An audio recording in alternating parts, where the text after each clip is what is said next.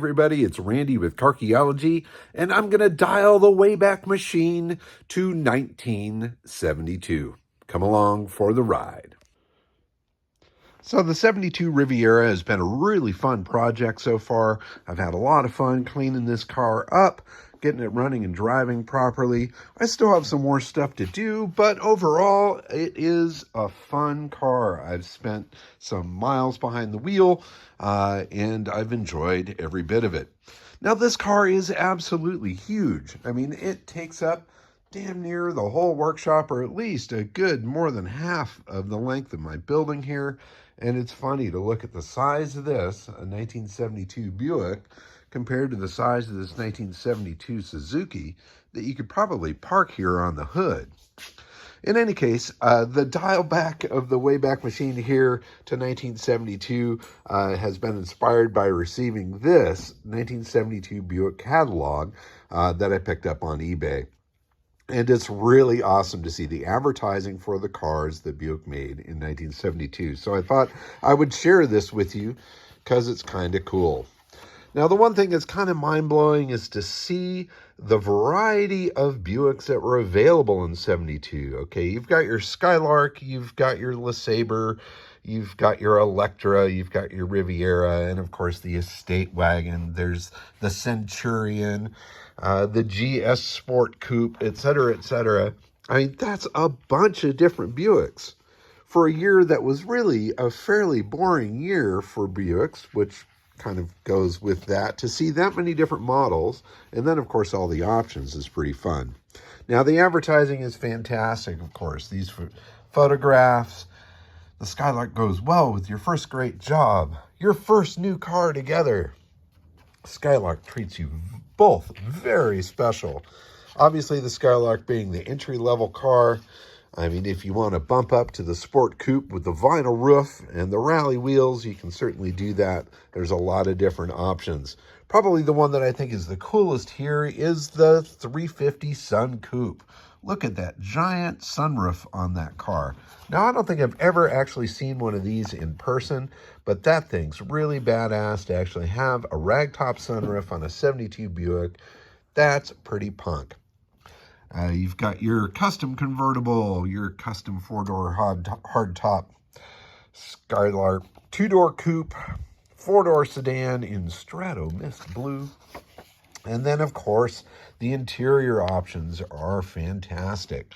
All the different colors, the different patterns, the different seat design. It's really pretty awesome. Now, stepping up to the LeSabre. Here you go. You worked hard for this. To your wife and kids, you're a hero if you bring home a brand new 72 LeSabre for the family ride. Here's one in champagne gold with this fantastic couple or family there getting ice cream at Dexter's. Look at that badass ride. I absolutely dig it. Here you go, a LeSabre custom four-door hardtop in sandalwood with white vinyl top. LeSabre custom convertible with custom line boot cover in royal blue, and the LeSabre custom four-door sedan in hunter green. Again, back to the interiors. I love this sort of brocade material here. That is really killer and definitely evocative of the era. I'm really thinking I might do something like that in the Riviera here, just to mix things up. Now we're on to the Centurion. A little window shopping in a seaside resort. Here you go, having your tea or coffee here at your fancy restaurant with the Centurion parked in the back during your second honeymoon, of course. The Centurion makes you a little more aware of life. Well, if it's a bright red convertible, possibly. Here's the formal coupe Centurion in sea mist green. Fantastic yacht of a vehicle here. The four-door hardtop. Here's the convertible with the custom line boot cover. That's a hard cover that goes over the top. Really super cool. I love this shot here. It's no car in the picture, but obviously they are trying to sell a feeling, not just an automobile. More great interior shots here. Pelicans, always a good tool in selling an automobile, especially a Buick. The estate wagon. Now, these cars were so freaking big. Oh my God, they were huge. And to see the advertising for that is fantastic. I mean, look at all the people that you can pile in there for those trips every weekend to the country. The bigger they get, the more friends they seem to have. And look at those faces. Look at those outfits. Absolutely fantastic. So here is an estate wagon in Nutmeg, equipped with glide-away tailgate, which I imagine is a fun little electric tailgate kind of an option there. More interior colors and so on and so forth. This is a fantastic, big brochure. I think it's like 50 pages or something. It's fantastic. Now here we go, the Electra 225. This was the top of the line Buick in 72, and it is a special time in a man's life when he gets to the top of his chosen ladder. Your new Electra 225 speaks softly, but definitely sets you apart. So the top of the chosen ladder, that cracks me up. So the highest ladder that this dude chose was to have a Buick. Not the Cadillac, not something really fancy, but the best Buick that he could afford. Here is the Electra 225 Custom Limited Sport in Hunter Green with black vinyl top. Love these shots in front of this fantastic thing here. Look at this man here, this distinguished gentleman, the most interesting man in the world with his Electra 225 four-door hardtop in charcoal mist. Too fun. And again, look at this fantastic material. This stuff, I can feel this in my hand, and I haven't touched this in years, but this stuff was super slippery, but so badass. And I just love it. And I could totally picture something similar like that in a green in the Riviera. I know it's probably not correct for the car. It's certainly not what it would have had originally, but it would be so fun. Now on to the Riviera.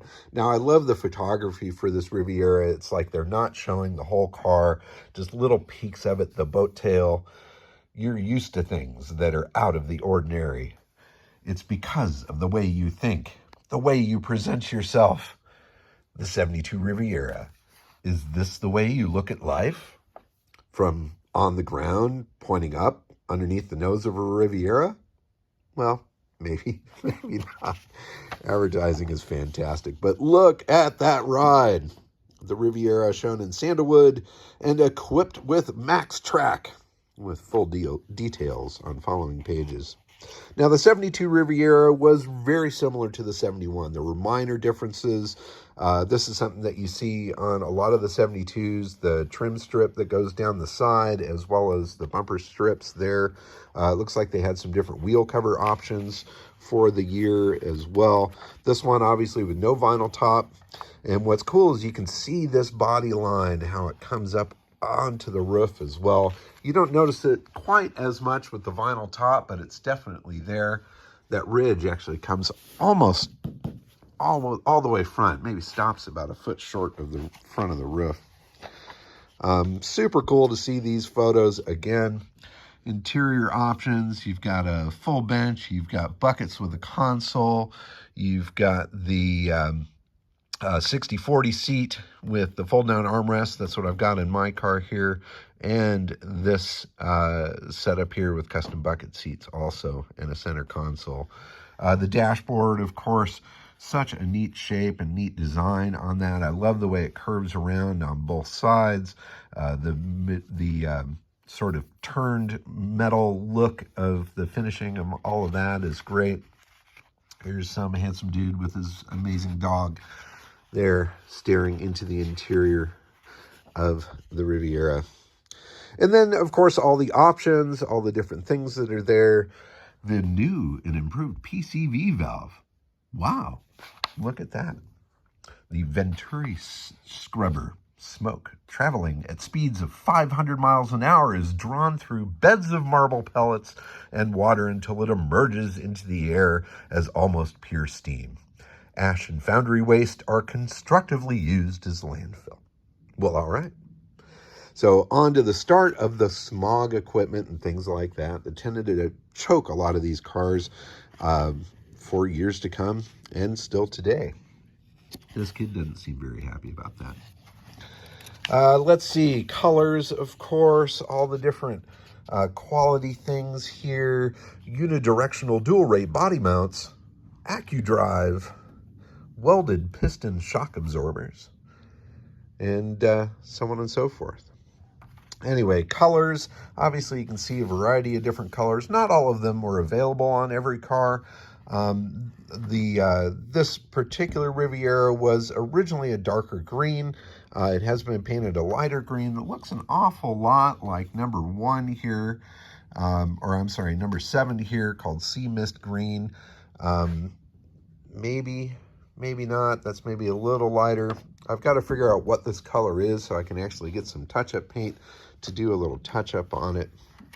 But in any case, that is the brochure for 1972, and on the back cover is the Riviera itself. Now, it's also super interesting to look at this picture of the Riviera, where it is positively slammed on the ground in this shot, and you stand back and you look at the real car, and it stands significantly taller than that. So, truth in advertising? Not really a thing in 1972. In any case, I hope you enjoyed the little walk around through the sales brochure of the 72 Buick Riviera.